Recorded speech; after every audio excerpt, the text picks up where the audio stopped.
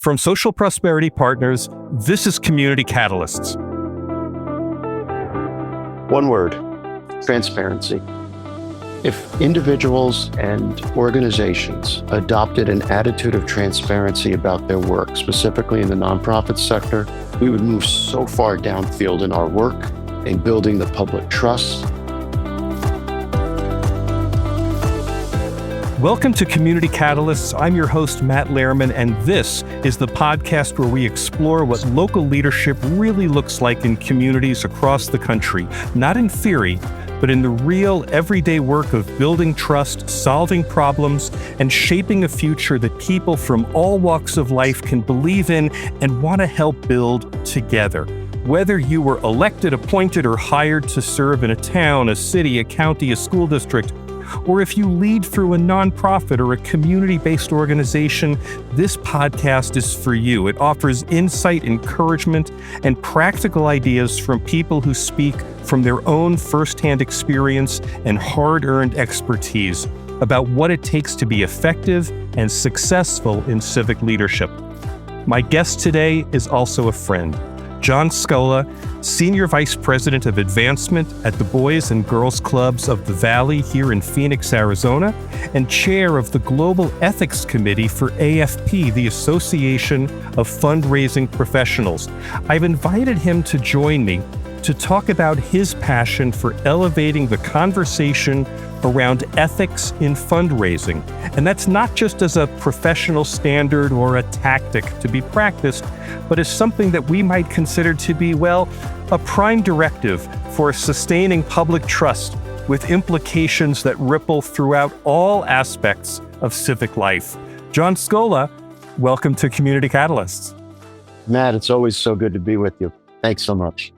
Do you get my little prime directive mention there? Of course I did, and I will honor the prime directive as much as Starfleet will allow. We will share that you and I have bonded over our mutual love of Star Trek. Hey, John, let's start with a little bit of vocabulary because the words we choose really matter. You serve as chair of the Global Ethics Committee of AFP. So let's just talk about the basics. What do we really mean when we say ethics? Is that like a dedicated, codified list of rules, or is it more like a mindset and kind of, general guiding principles about how we lead even when the rules aren't clear? That's a great question, as expected, Matt. Let me first clarify that as chair of the Global Ethics Committee for the AFP, I will answer from my own perspective. I am not representing the association in this conversation. So just good point. And this is what got me interested in the conversation about nonprofit and fundraising ethics years ago. It's about making decisions. So being able to say whether something is right or wrong or good or bad is fine, but then what actions do you take based on that evaluation? So I think ethics is more than just knowing that. It's about making it real in your life. What do you do when you are confronted with an ethical dilemma? So does the Association of Fundraising Professionals actually have a manual of ethics, or is it just a philosophy that we teach? The association back in 1967 developed its first version of a code of ethical standards. There were reasons why they developed it back then, but it has evolved over time, and the most recent iteration was produced just last year. It's a list of rules. It's really an aspirational document, which makes it even more interesting. It talks about how individuals, corporations, business members, et cetera, should interact with their supporters, their constituents, their investors, if you will. And yes, it does describe specific situations, but it really talks about how should you interact with those communities in the most effective and ethical way. So it puts out scenarios? It does in support of the standards. The standards themselves, which are easily accessible on the AFP's website, is really only a couple of pages long, and it's divided into 5 sections. So let me mention those sections because this probably will help us understand why they even developed the code in the first place. One of the areas of focus, it won't surprise you, is on compensation in fundraising and nonprofit work. We hear all the time things like, why is the CEO of this organization making so much money? And there's certain standards to support what is an appropriate uh, amount, really, and type of compensation. And I'll mention this real quickly because it's probably the most interesting thing most nonprofits and the public confront is it okay to have uh, commission-based compensation? I'll answer it now. It is not. If we want to talk about it some more, that's up to you, but it is not, and it's very specifically prohibited in the code. So no commissions on fundraising. As a broad answer, correct. Okay. Again, without getting into the mess Sure. here, affiliated professionals might be compensated, but I, as a professional fundraiser, would not accept a commission for raising money from the work I do, period. You were hitting the highlights. I didn't mean to take you off of that. Give us the rest of the highlights of those standards. This is the challenge of dabbling in the area of ethics, is how easy it is to get right down into the weeds, so to speak. The other areas would be, let's start or mention the second one being public trust and transparency. How donors should interact with the entire community, how much they share, how much access you should have to what an organization is doing. A third area, conflicts of interest. How are they addressed in different nonprofit environments? A fourth area, solicitation techniques and stewardship of donors. What do we tell donors we're going to do, and do we honor the actions we said we were going to do for them? Did we spend the money the way that it was intended? And then the fifth area is another interesting one, and that's on donor privacy. How much anonymity can donors have, and how much do we as nonprofit organizations honor that? There is so much about this I want to dive into, and I want to focus first on the notion of public trust. And I want to ask you to explain, just in regular English here, why does the concept of public trust matter? As a nonprofit professional and nonprofit organizations, we accept discretionary dollars from individuals to accomplish the work that they want to see completed. Their philanthropic priorities, if you will. And in doing so, we are accepting that responsibility, and we should be held to a higher standard. The Code of Ethical Standards, in fact, has 8 specific points addressing our responsibilities when it comes to public trust and transparency. No other sector really has that responsibility, and we take that on willingly. It will include things like recognizing our own competencies and what are those limitations. It includes things like not disparaging competitors. Do you see that in any other sector? So there are things like that come to bear for us in the area of public trust. And again, I think we should accept that responsibility willingly. Let me try to rephrase it and see if I understand what you're saying. And I've worked in the nonprofit sector for a while, although never as a fundraiser exclusively. But the idea is that the entire nonprofit sector is based on a foundation of faith. And it is the faith that people will support this out of the goodness of their hearts and out of the generosity of their purse in order for those organizations to do the work that they've promised to do. So that faith is the public trust. People at large have to be willing to say they understand what this organization's mission is, how they're going to go about accomplishing that mission, and we can't violate the sanctity of trust that the public places to say we are supporting something and we expect it to carry on in the manner in which it's promised to do.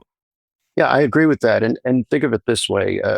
It's almost like an investor mentality. An individual donor, for example, says, you promise to do this good work, then we are obligated to perform that work and to disclose it and to not deviate from it.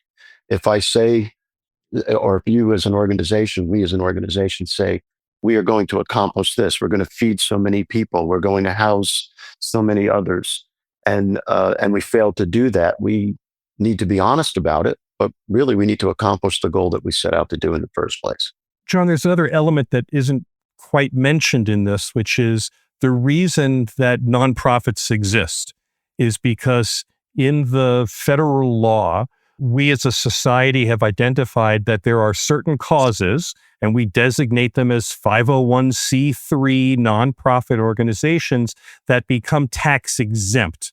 And as a society, we say that the work that these organizations do is so important, and because it's being driven by public support directly, that they will be exempt from paying taxes on as they're pursuing that protected mission. So public trust actually isn't just about the relationship between the donor and the organization, right? This is a societal trust to do important things. Right. We have created that tax exempt status as a way of incentivizing some nonprofit work. And that's wonderful. And it's lasted for a very long time. But it's gotten more complicated, Matt. Nonprofit organizations now have to look at alternative revenue streams in order to keep their work going forward.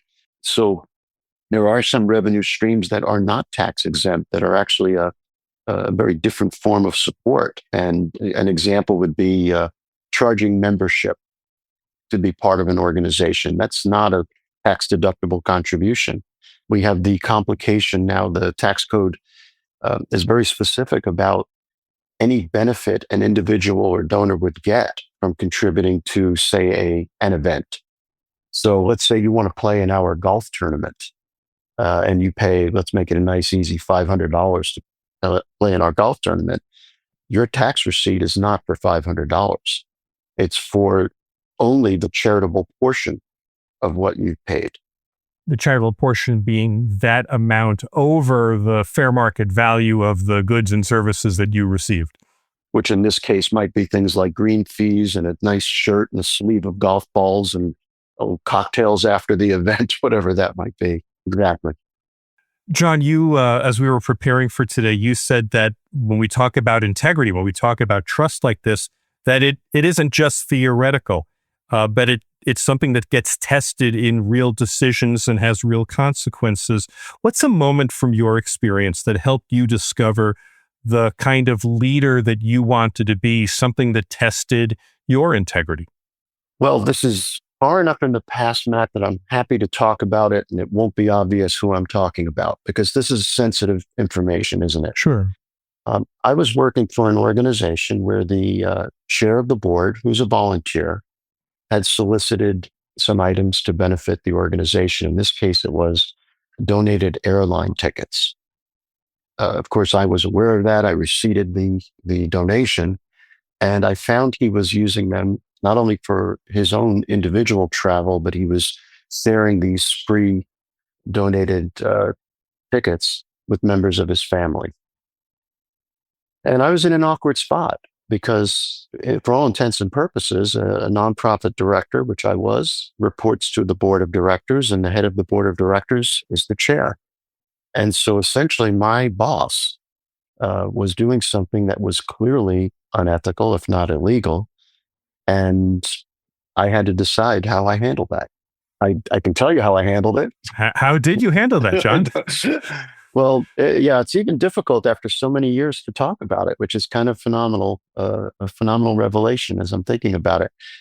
I had to go to other members of the board, the vice chair and other members of the board, and for all intents and purposes, blow the whistle. Mm-hmm. And unfortunately, when push came to shove, I was no longer able to continue working at that organization. The board was protective of the chair. There are lots of dynamics to that situation that we don't need to get into, but here's a lesson I learned, and I share this with my fellow nonprofit professionals. When you are confronted with a severe ethical dilemma, often the result is that you will be looking for a new job. So you're saying that having the strength to stand with integrity still may cost you. The good guys may not finish first in this. I am. And the problem with all of that is it's easy for us to discuss hypotheticals. But when you're dealing with a real life situation, as I did in this case, it does take the courage to confront confront the reality of the situation. And sometimes that will cost you a part of your career. At the time, was this just maddening and nonsensical? How did you make sense of it in the moment? Oh, in the moment, it made no sense. And I felt violated in a way, and maybe even victimized, because my intention was to do good work on behalf of the organization.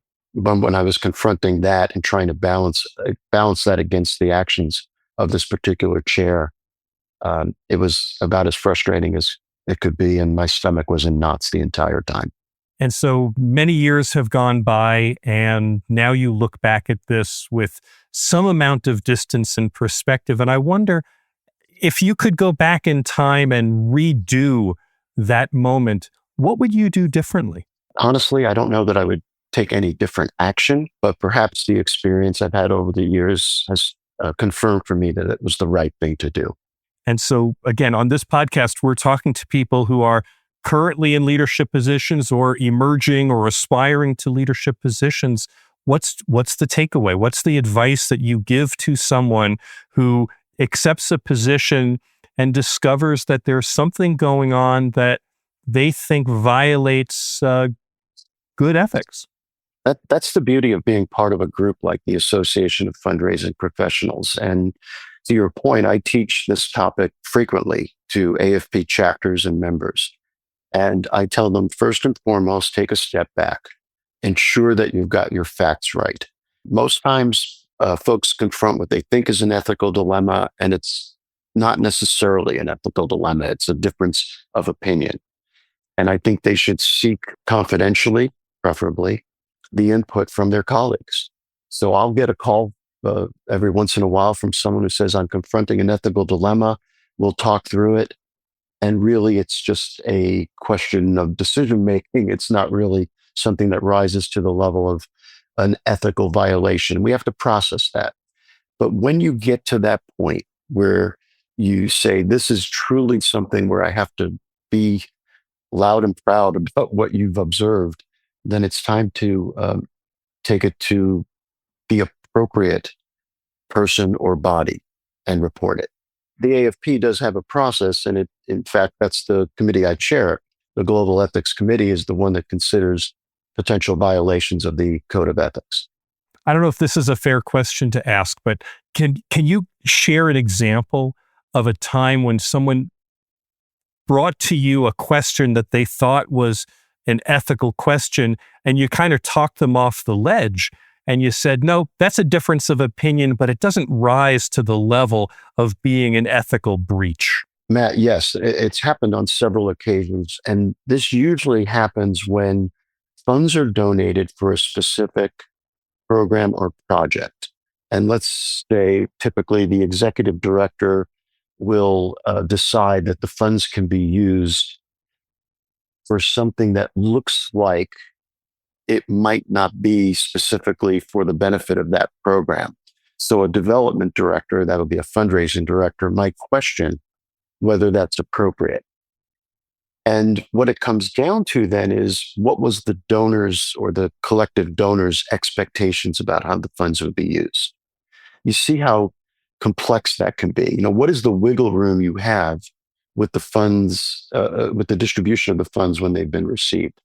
And most times, executive level decision making is important.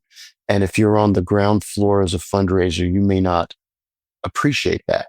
And so, to use your terminology, I would have to talk a fundraising director off the ledge of perceiving it as a ethical dilemma, when in fact it was a difference of opinion about what the latitude was in the use of those funds.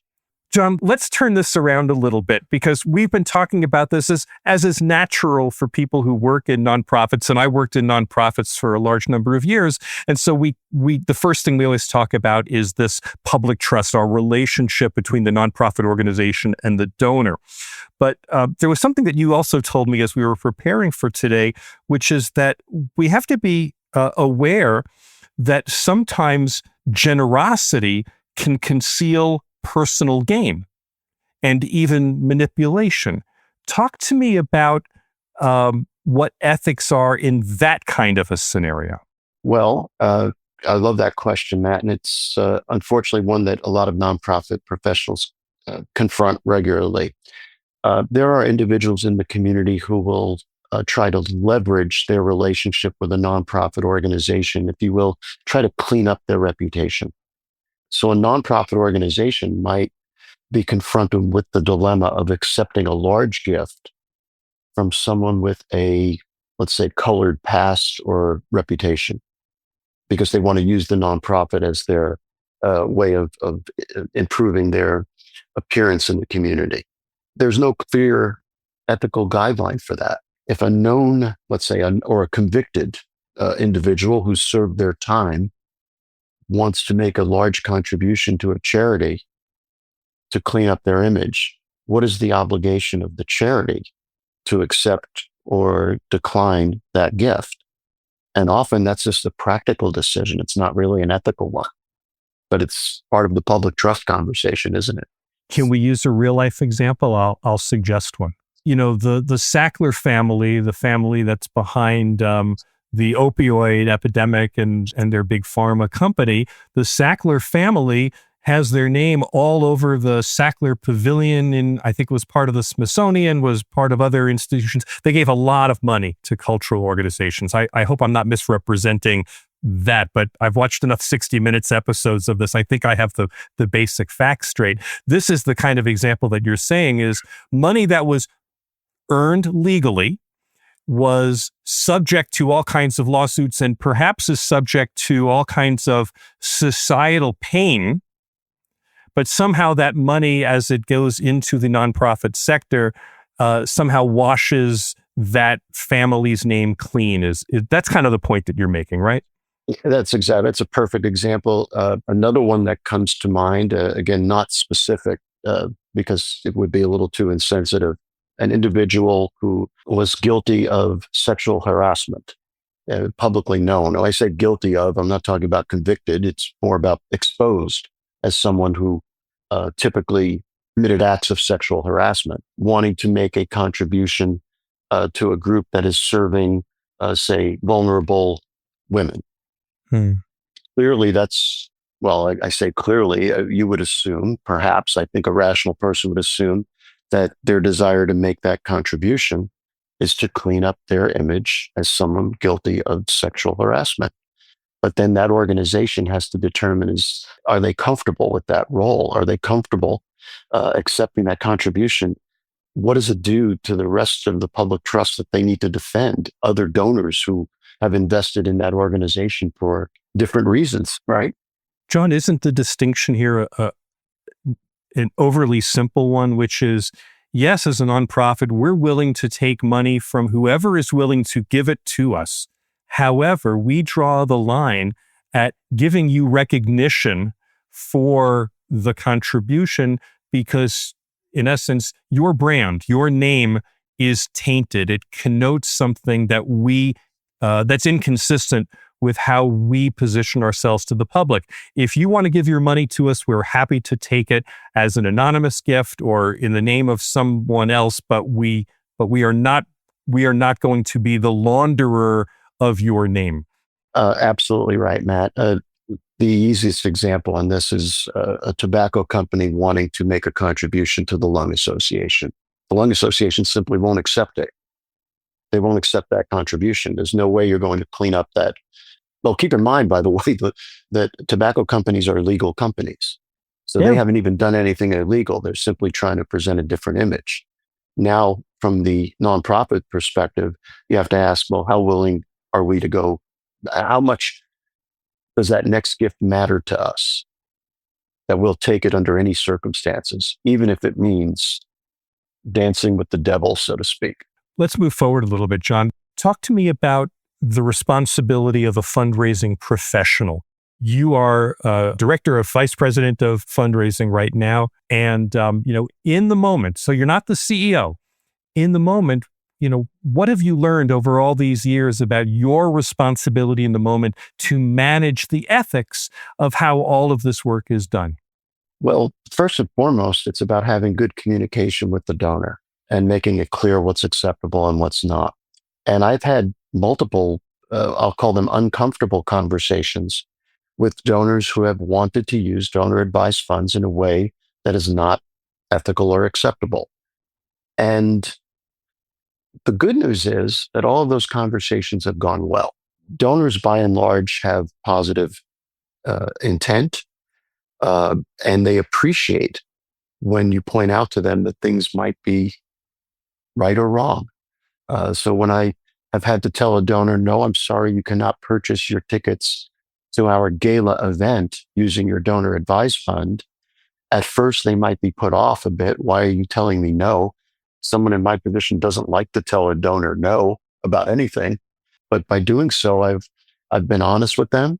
I've told them what the rules are, and I've also ensured that we follow the rules, that I follow the rules. And at the end of the day, they come away saying, okay, you've been honest with me. I trust you. Thank you. What's a takeaway lesson from that you teach other people who are fundraising professionals, and that we might also take to leaders in civic life as well and say, boy, this is what it means to be an ethical leader? One word: transparency. If individuals and organizations adopted an attitude of transparency about their work, specifically in the nonprofit sector, we would move so far downfield in our work, in building the public trust, in encouraging additional donations. There's nothing like being honest to a fault, and honest and revealing, and whatever other words we can are synonymous with that. But it's all about transparency. Is that the ethical prime directive? If it isn't, we're going to make it that starting today, Matt. That is our prime directive. That's excellent. John, you've spent your career helping others navigate ethical gray areas. What keeps you grounded through all of that? What are the values or the practices that help you keep your own compass steady? Maybe it's not as much of a challenge as it might seem. I think of my work as helping other people accomplish what they want. I think it was Zig Ziglar said this back a long time ago, that you can get almost anything you want by helping enough other people get what they want.